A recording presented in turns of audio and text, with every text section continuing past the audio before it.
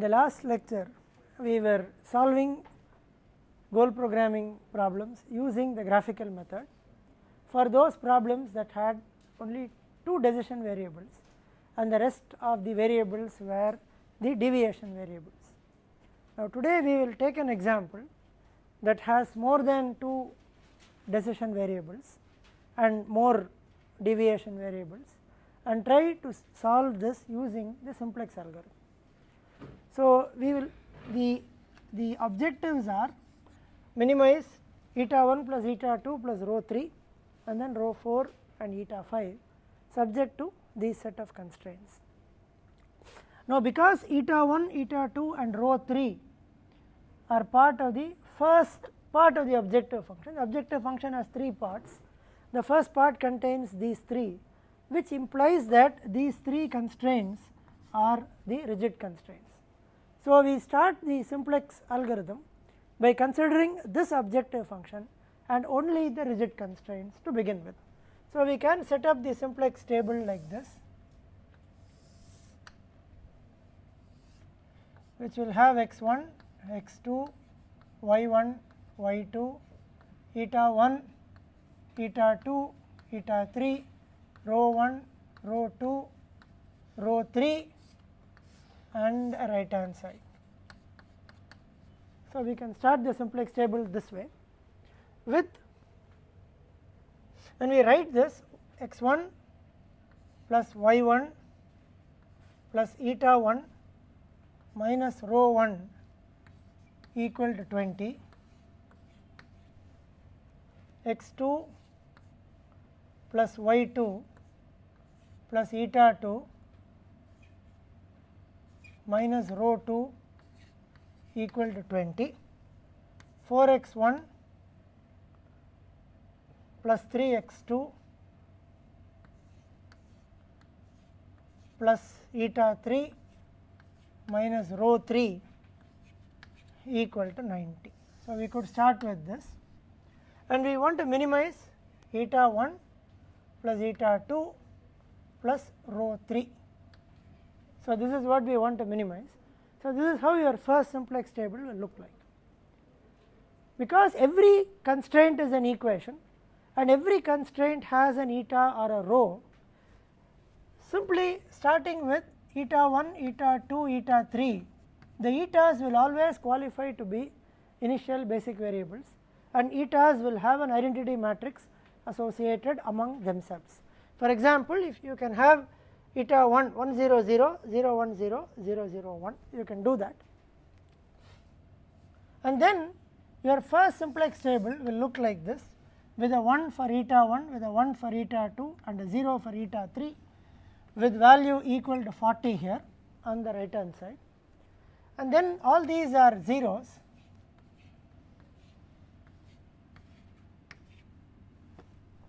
So you calculate your Cj minus Zj or Zj minus Cj, you could calculate any one of them, but you should remember that it is a minimization problem, and also remember that we have not converted it to a maximization problem. We are solving the minimization problem as it is.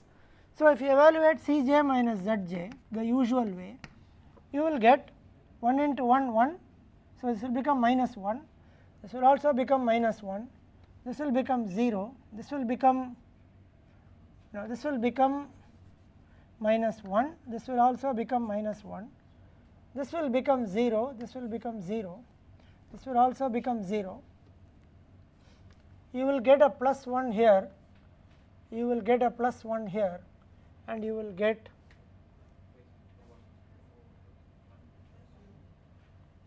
a 1 here and 40. So it is a minimization problem. You have calculated Cj minus Zj. So for a minimization problem, what will happen? A negative Cj minus Zj will enter. So you could enter either this or this or this or this and so on, and maybe you can start with this and then compute your thetas and proceed in your simplex iteration till you reach the optimum solution. For want of time and because of our own familiarity, we will not go through the simplex iterations. We would only give you the optimum table and then see something interesting from the optimum table. So, the optimum table alone will look like this.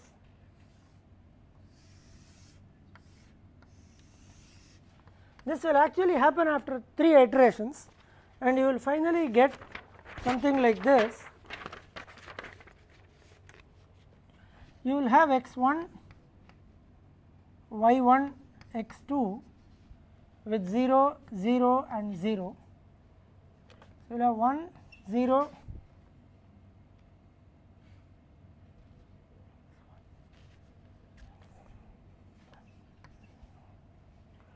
y1 you will have 0, 1, 0, x2 you have 0, 0, 1,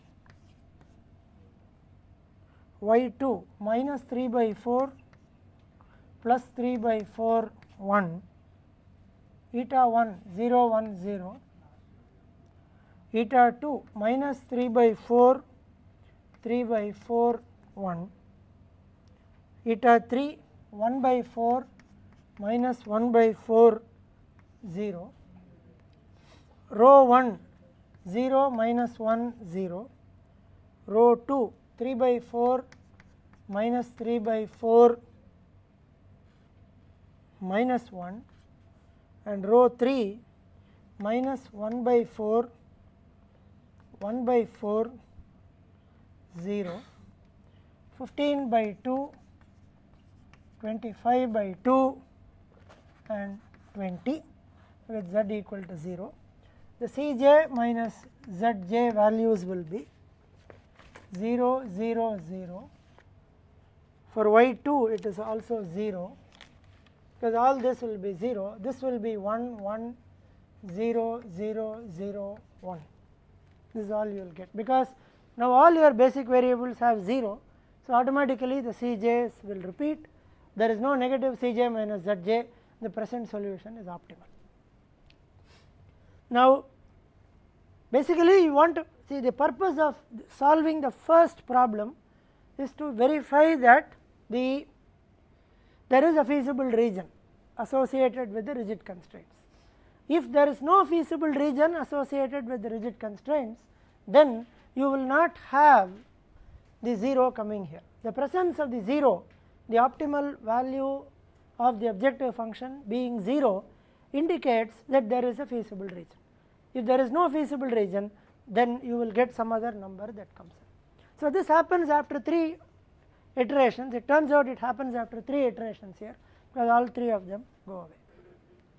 Now, one way to do is to start the problem in the normal traditional simplex way by looking at the positive slack variables as the basic variables, okay, as the basic variables, and then one could proceed starting from this 40 till you get this 0, and then understand that the first phase of the problem is solved optimally. But if you look at this problem very carefully, you could have started with 3 variables, 3 other variables which have an identity. You could have started with y1 right at the beginning, instead of eta 1, eta 2, eta 3. You could have started with y1, y2 and eta 3, which have 1 0 0 0 1 0 0 0, which have an associated identity matrix. If you had started with y1, y2 and eta 3, then straight away you will get z equal to 0 here, because y1, y2 and eta 3 have 0 contribution. So, straight away your z will be 0 here, and because they have 0 contribution, you would have the same 0 Cj minus Zj appearing. So, but such a thing is possible only when you look at the problem in little more detail and try to choose the correct set of basic variables. But if you normally solve the problem the way you are used to, you would end up taking the slack variables or the positive deviation variables as your starting basic variables, and then end up performing 3 or 4 iterations till it comes. So, either you can do this, or you could have just straight away said I will start with y1, y2, eta 3 to get z equal to 0. So, now this 0, now that we have got this, so let us take this 0, let us take this solution and proceed further. We assume that we started with the actual thing and then we have solved this, and we have got this optimal solution for the first phase, and from this we will proceed. The 0 indicates we are doing all right, which means we have a feasible region which is symbolized by the z equal to 0. So, look at this solution now. The solution for you is x1 equal to 15 by 2, x2 or yx2 equal to 20 and y1 equal to 25 by 2, and the rest of them are all zeros, which means your eta 1, eta 2, eta 3, rho 1, rho 2, rho 3 are all zeros here. Okay? And remember that you have already solved up to this. These things are non-basic and they are not going to appear in your solution, they do not appear in the subsequent constraints. The eta 1, eta 2, eta 3, rho 1, rho 2, rho 3 do not appear in the subsequent constraints, and they are at 0 in this iteration. So, you can eliminate all these variables from now on. So, you can eliminate eta 1, eta 2, eta 3, rho 1, rho 2, rho 3. Okay? You can do that, and then you need to keep the y2 because y2 appears later. You cannot eliminate y2. Right now y2 is at 0, but you cannot eliminate the variable y2 because it appears in the subsequent constraint. So, you will keep this. So, your next table will only have this portion. It will start with x1, x2, y1, y2. It will not have eta 1, eta 2, eta 3, rho 1, rho 2, rho 3, all of them are non-basic and they do not appear, they are at 0. Therefore, your minimize eta 1 plus eta 2 plus rho 3 is 0. So, you look at the next constraint, the next constraint contains eta 4 and rho 4.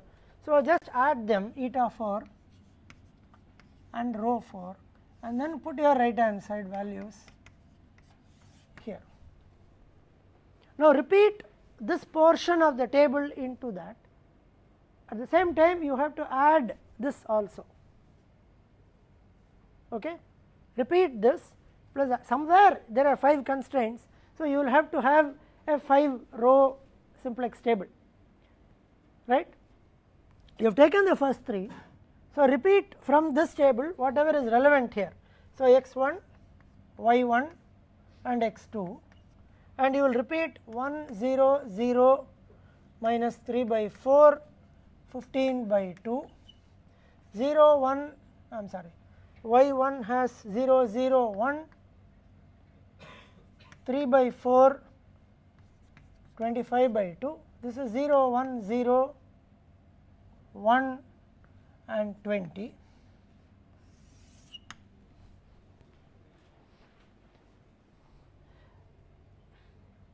Of course, you have 0, 0, 0, 0, 0, 0.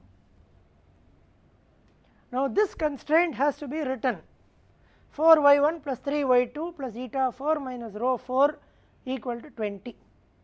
So, let us see if we can straight away write it here. You have eta 4. So, you have 4 y1 plus 3 y2 plus eta 4 minus rho 4. Try writing equal to 20. You can't directly write it because you lose your identity structure on this. So, you have to write y1 which is presently a basic variable. So, you have to substitute for y1 in terms of the non-basic variables and then retain the identity column for y1. So, what you need to do is this, the constraint now becomes 4 y1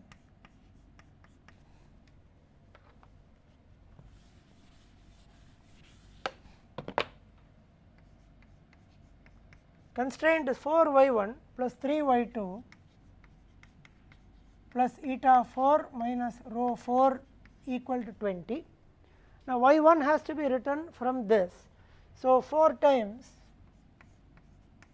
25 by 2 minus 3 by 4 y2 plus 3 y2 plus eta 4 minus rho 4 equal to 20.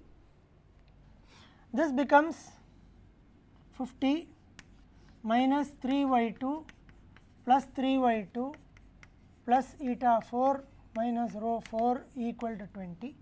So, this gives you eta 4 minus rho 4 equal to minus 30. So, this becomes eta 4, the y 1 becomes 0 here, y 2 also becomes 0 here, eta 4 minus rho 4 is equal to minus 30.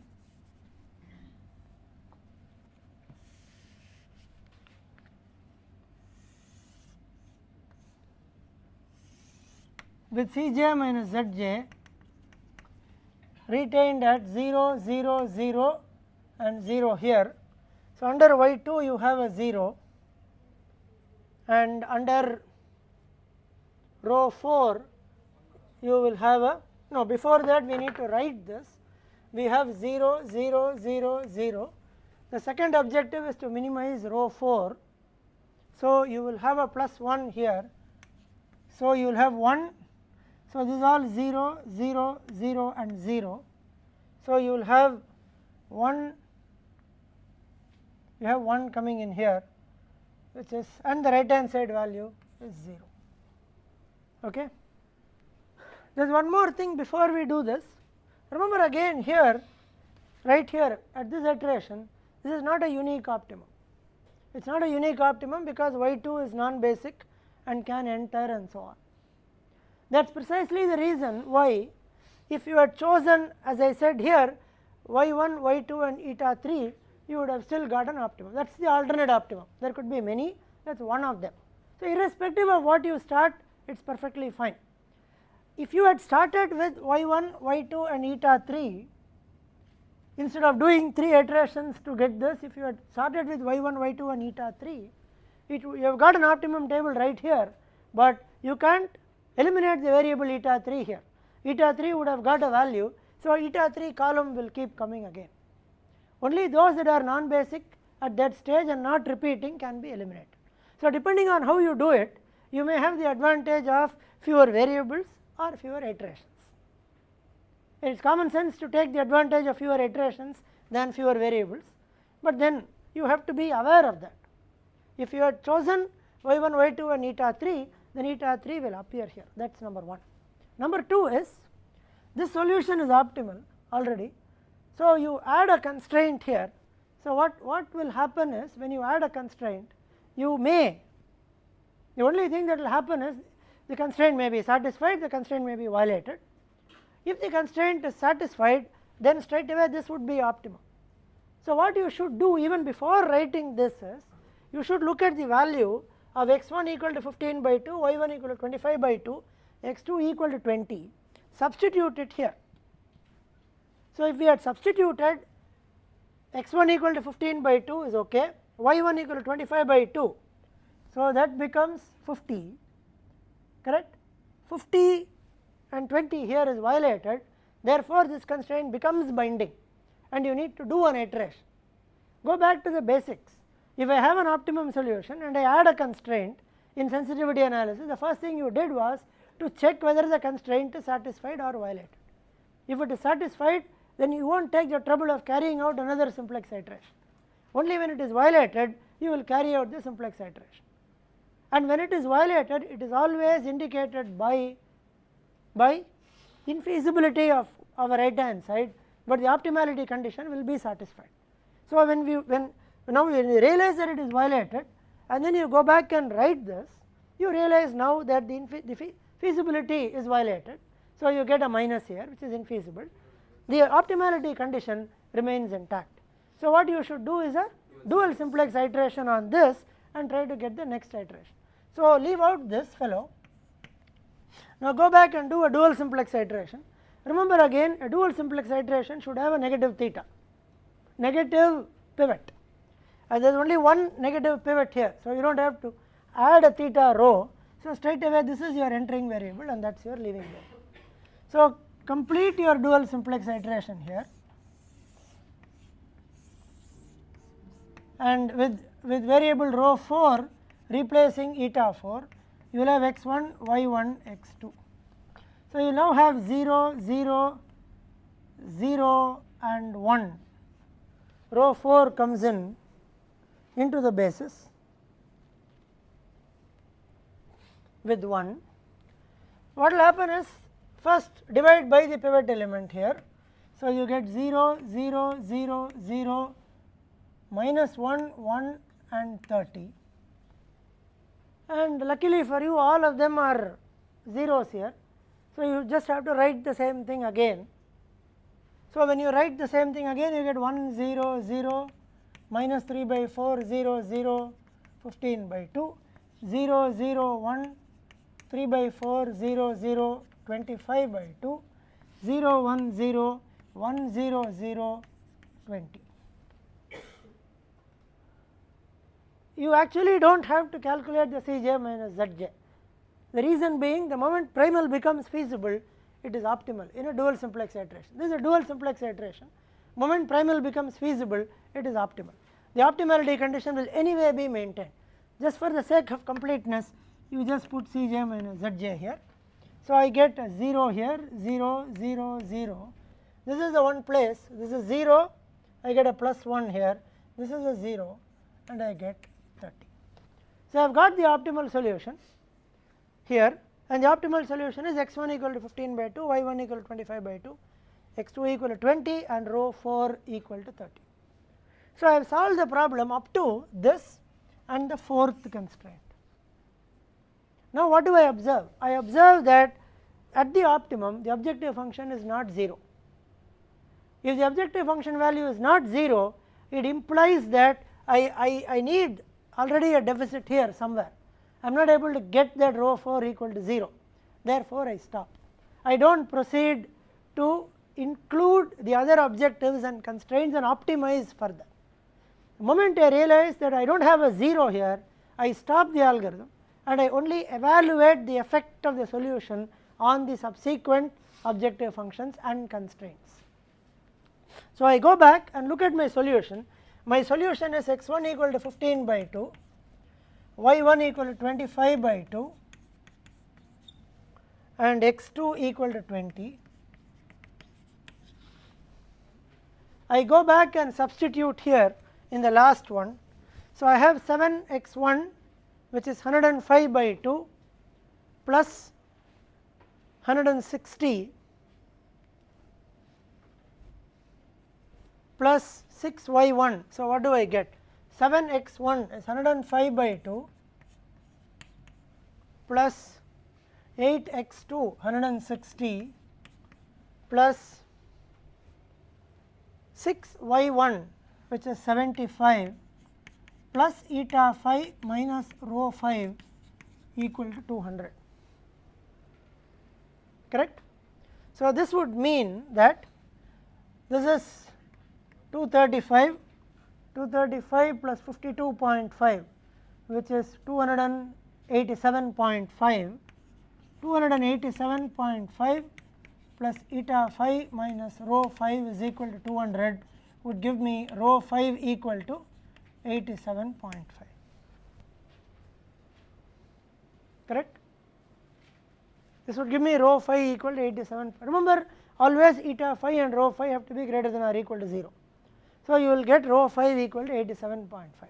So, straight away I realize that I will have an eta 5 equal to 0 here, but I will be having a rho 5 equal to 87.5. Is that correct? Now, the value of the objective function here would be 0, 30, 0. The first objective is completely satisfied. Right here I have a deviation of 30. So, I stop here and I just evaluate the subsequent ones. It turns out that I still get eta 5 equal to 0, that is fine. The present solution is able to satisfy the condition or the requirement on the eta 5. So, the algorithm stops or terminates. This is how you solve a goal programming problem using linear programming. So, what we have seen, I will just quickly summarize and then move to the next topic. What we have seen is under the section of goal programming, we first understood that optimization problems may have more than one objective. Sometimes the constraints may be rigid, sometimes the constraints may be flexible, they may not be very rigidly defined.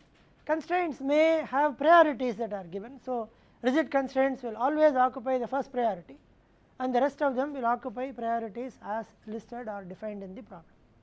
So, that led us to the goal programming formulation, where every constraint is represented as an equation with positive or negative deviations, and depending on the nature of the requirement you will get an objective function which will typically look like this. It will be a set of etas and rhos which represent the rigid constraints, and then the non-rigid goals or objectives will come as indicated in the problem or as required by the person who is going to use it, and then you get a formulation like this.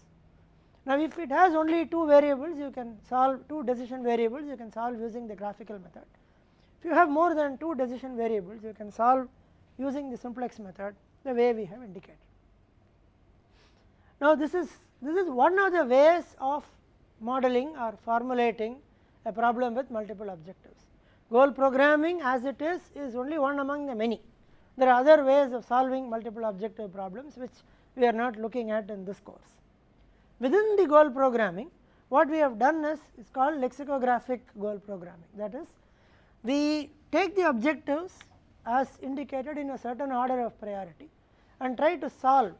We do not attach weights to the objectives, but instead we attach priorities to the objectives and then solve the objectives in the order of priorities.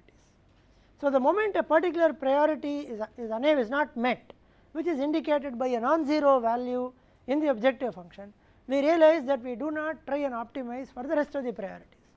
At that point, we stop the algorithm and we go back and evaluate the other objectives for the optimal solution currently available, which is what we did here. Here we realize that this objective is not met in totality. The desirable 0 has now become 30.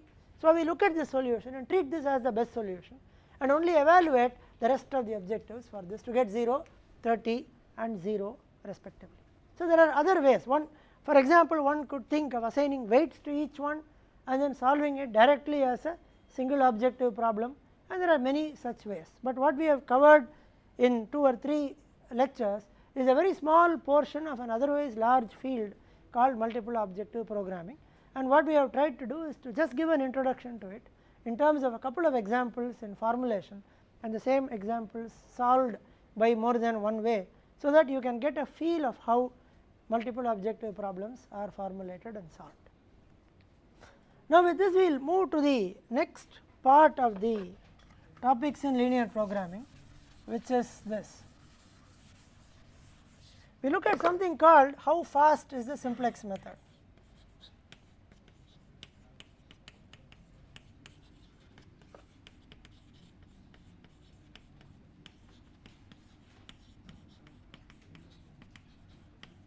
We will try to address this question now and perhaps continue the discussion in the next class.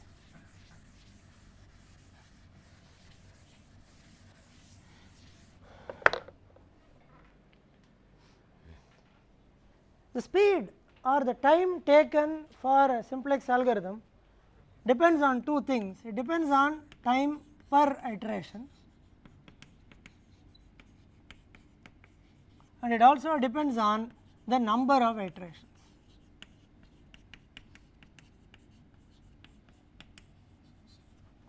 Also depends on the number of iterations. There is an additional dimension in terms of goodness of the algorithm, which is also what is the memory required for the simplex algorithm. We will first try to look at this time taken per iteration and number of iterations. Let us also somewhere write down the memory.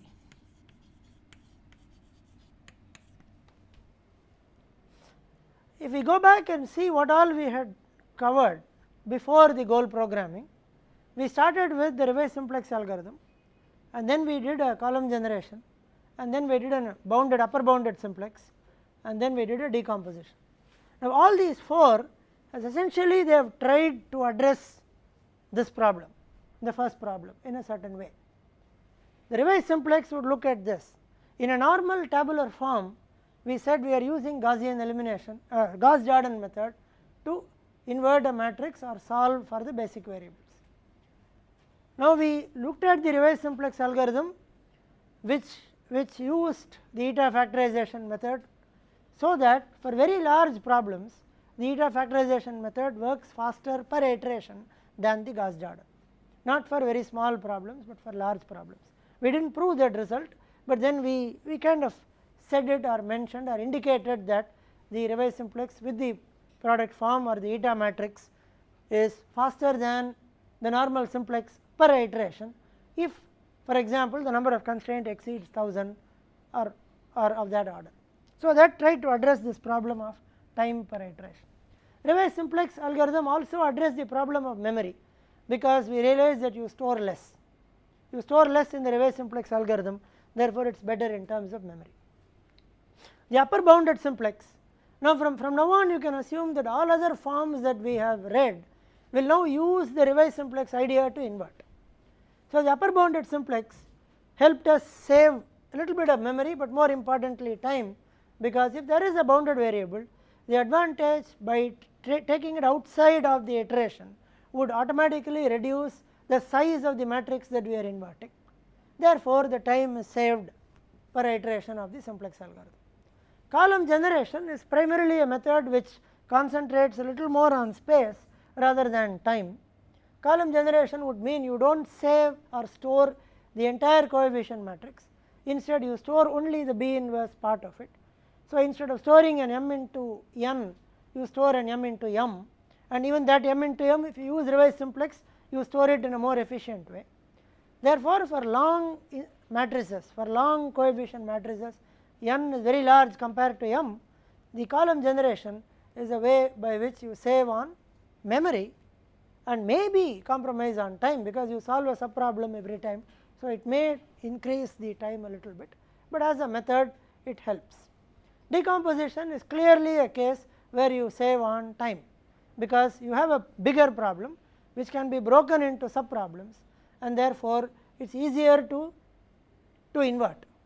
Typically, if the example that we saw had 6 constraints which had 2 sub problems of 2 constraints each. So, it is like if you solved it as an original problem, it would be to invert a 6 by 6 matrix at every iteration, but with the sub problems we ended up inverting a 2 by 2, a 2 by 2 and a 3 by 3, which would be faster. So, all this effort was concentrating on time per iteration. So, we have to look at the next one. What is the number of iterations a simplex algorithm will take before it terminates? Now, there are a couple of pointers to it. If we go back to the first course, fundamentals of operations research course, we started with what is called the algebraic method.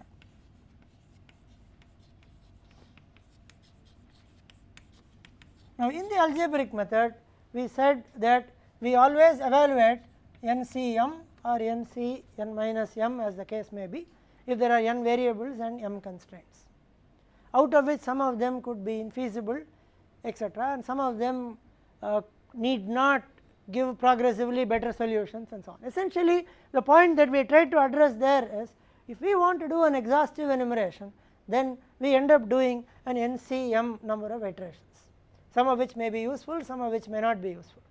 Now, this NCM is not a polynomial number. NCM increases exponentially with increase in n and m, and something like m tends to n by 2, it reaches a very large value and so on.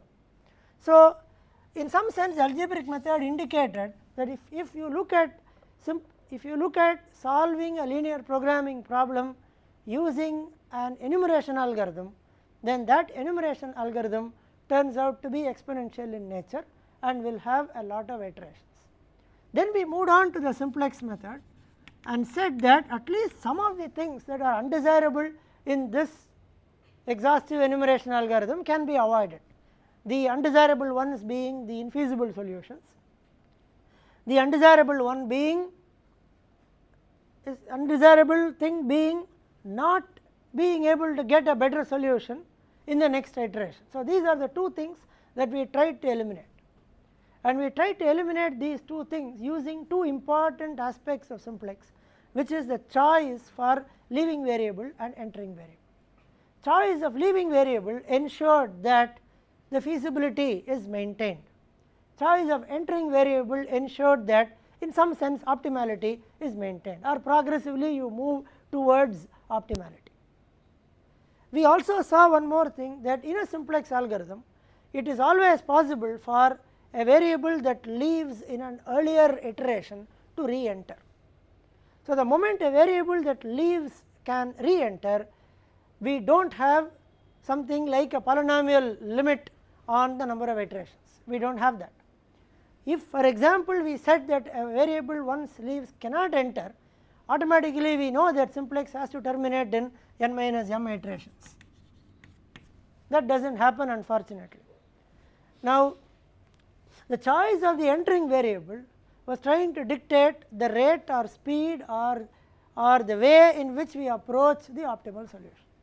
And then earlier we had seen 4 things or 4 ways of entering a variable into the basis. We will make a quick recap of that. So, largest coefficient rule,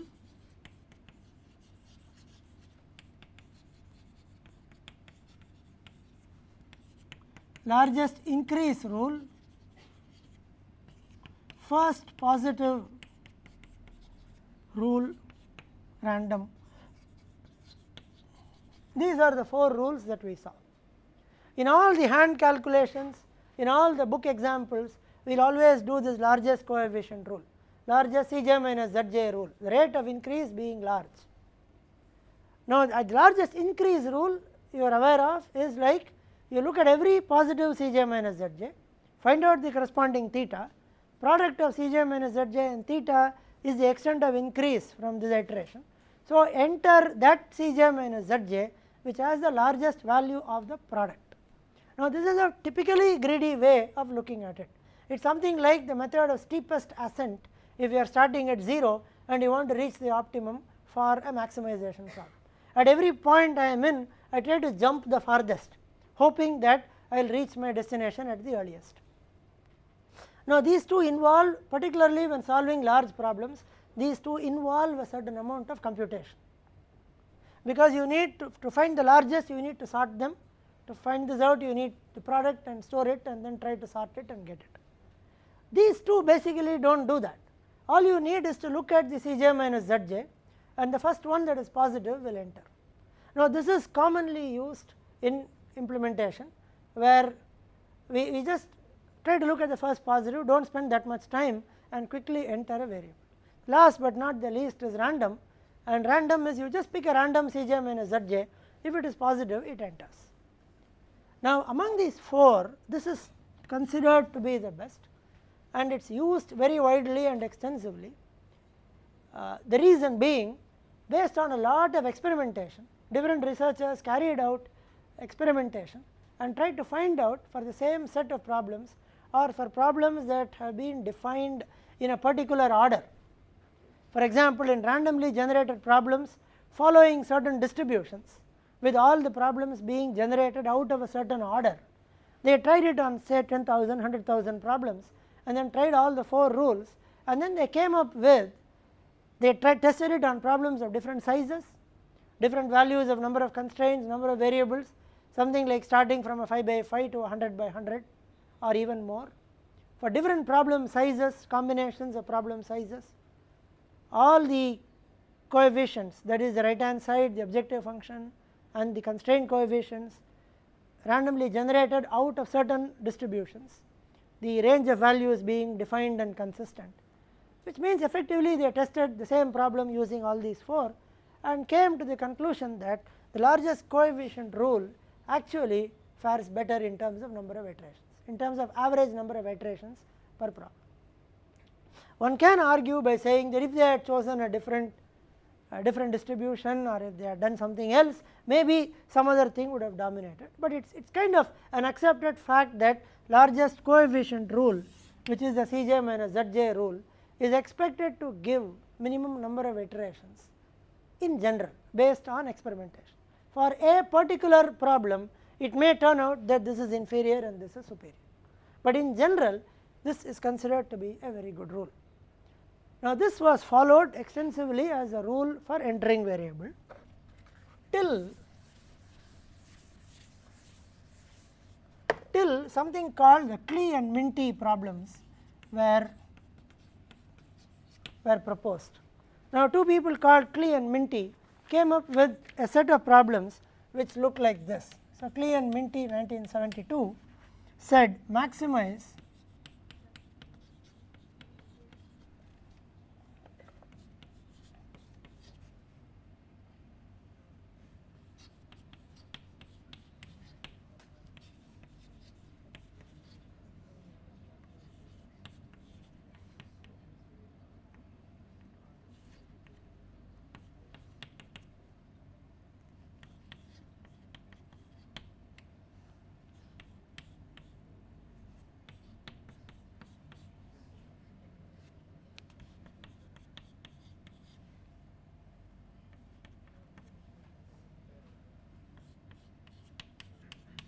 this is the generic class of the Klee and Minty problem.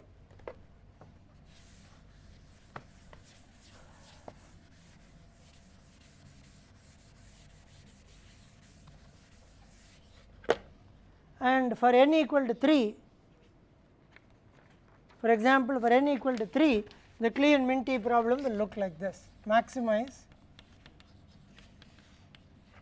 100x1 plus 10x2 plus x3, x1 less than or equal to 1, 20x1 plus x2 less than or equal to 100, 200x1 plus 20x2 plus x3 less than or equal to 10,000, xj greater than or equal to 0. This is the Klee and Minty problem for n equal to 3.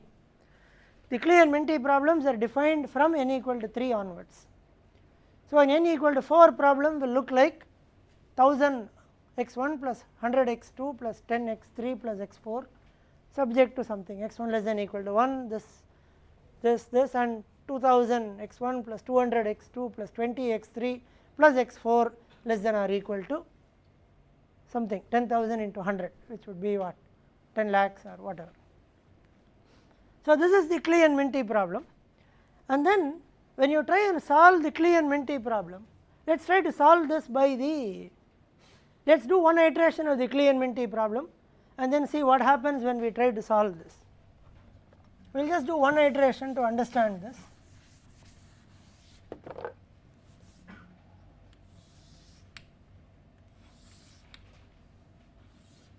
So, start with x1, x2, x3, we will assume x4, x5, x6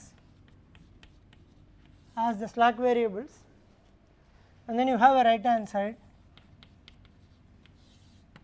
So, you will have 100 x1 plus 10 x2 plus x3 0 0 0. You start with x4, x5, x6.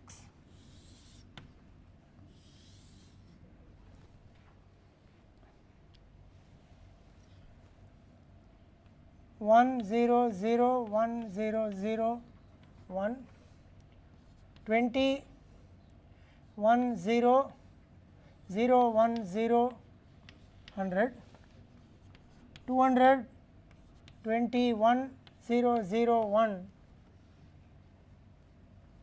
with 10,000,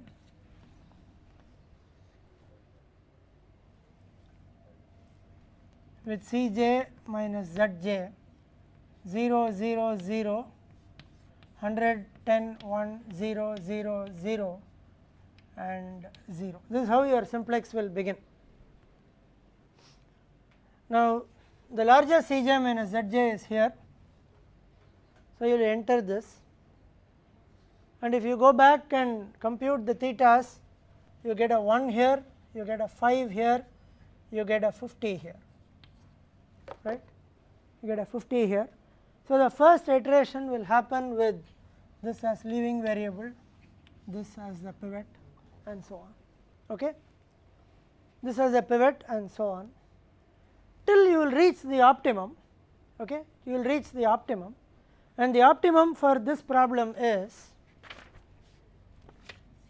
x4 equal to 1, x5 equal to 100, x3 equal to 10,000 with z equal to 10,000, okay, with z equal to 10,000. Number 1, what is wrong? It is like any linear programming problem. I can just solve it till I get a 10,000. The only problem is if you start with x4, x5, x6 and proceed the way we are used to by using the largest coefficient rule, always enter the most positive Cj minus Zj, this problem will take 7 iterations till it reaches the optimum, or in general any Klein-Minty problem will take 2 to the power n minus 1 iterations till it reaches the optimum, and that is where the problem is. Now 2 to the power n is not a polynomial number, so you will end up getting a very large number and an exponential number of iterations. There are many things about it. Number 1, you can always go back and look at this problem and say, why should I start with x4, x5, x6? Might as well start it with x4, x5 and x3. x3 with a 0, 0, 1 qualifies. The moment I start with x4, x5 and x3, I have the optimum right in the first iteration, don't I? I do, because the optimum is 10,000. So I would start with x3 equal to 10,000, z equal to 10,000, finished, right? That is one. Second, so I do not look at 2 to the power n minus 1, I could have just done it in one iteration. Second, if I use the largest increase rule instead of the largest coefficient rule, just look at the largest increase rule. The largest increase rule would give me 101, which is 100. 10, if I enter this 10, I would get 100 and some other number. So the minimum theta would be 10 into 100, which is 1000. And if I enter here, I would get 1 into 10,000, which is 10,000. So x3 will straight away enter if I use the largest increase rule instead of the largest coefficient rule, right? It will go. That is also possible. In one iteration I will get the answer. If I scale the variables in such a way that I define a y1, y2, y3 such that y3 is 0.0001 x3, y2 equal to 0.01 x2, y1 equal to x1 and solve it. Using the largest coefficient rule in one iteration I will get the answer, because somewhere here that 10,000 will, I have to scale it in such a way that 10,000 appears here. So there are multiple ways by which you can show that I can get the answer in one iteration, but that is not what theory is all about. Theory would close its eyes to all its arguments and tell you that, look, if I start the simplex the way I know, which is x4, x5 and x6, starting with the slack variable, I get 2 to the power n minus 1 iterations. So Klein-Minty problems, in some sense they did not challenge anything, but they brought out the fact that simplex can be worst case exponential algorithm. So which means simplex is not a very good algorithm. It is a worst case exponential algorithm, but every or any amount of experimentation always proved that simplex is a fantastic algorithm when it comes to average case. When it comes to trying out different problems and trying to see the number of iterations on an average, simplex was doing exceedingly well.